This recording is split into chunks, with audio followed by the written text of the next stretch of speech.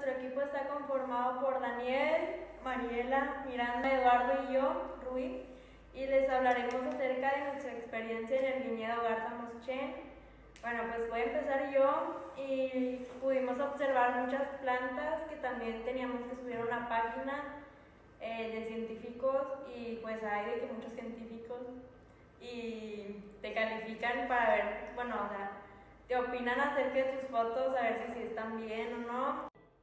También lo que pudimos observar en el viñedo fue muchas plantas exóticas, como los floripondios, las bugambilias y algunos bichos también que estaban en las plantas. Eso también estuvo muy padre.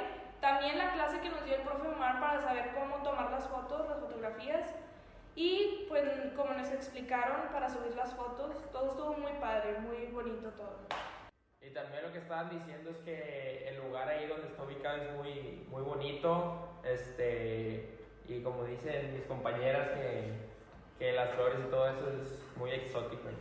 Una de las cosas importantes es cómo identificamos la flora y la fauna con los animales y las distintas plantas que existen.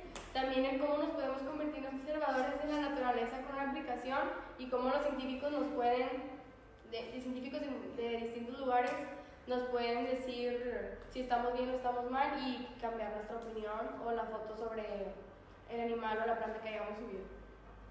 Vimos que el viñedo está lleno de naturaleza y lo rodean árboles, plantas, flores y muchas cosas más. Y también cuenta con un restaurante que está muy rico.